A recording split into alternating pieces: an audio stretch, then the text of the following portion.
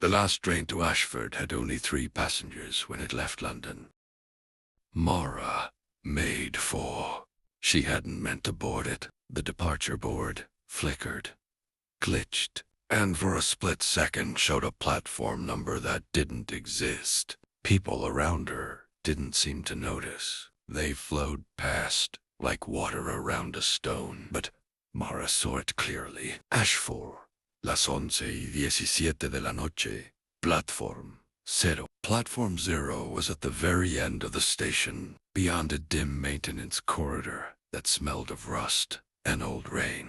The train waiting there was older than the other, screen paint blistered, windows slightly fogged from the inside. The doors were already open. She told herself she was being impulsive. She told herself that was a good thing. The doors sighed shut behind her. The carriage lights were dim, yellowed with age. Across from her sat a man in a black overcoat, his hands folded neatly over a briefcase. At the far end of the carriage, a teenage girl stared down at her phone, her face lit blue. A third passenger, barely visible, sat in the corner near the connecting door. No one looked up when the train began to move. Mara tried her phone.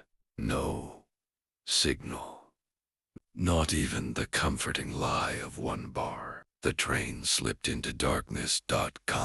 She watched her reflection in the window as tunnels rushed past, but after a few seconds, her reflection lagged behind. The movement of her eyes didn't quite match. Her mirrored mouth twitched a half-second too late. She blinked. The reflection kept staring. The train lights flickered. When they came back on, the man across from her was closer. She was certain of it. "Sorry," she said automatically, thinking she might have imagined it. The man didn't respond. His eyes were open too wide, not in surprise, in strain, as if something inside him was trying to push its way out. The teenage girl's phone buzzed loudly in the silence. She looked down at it and screamed. Mara twisted in her seat.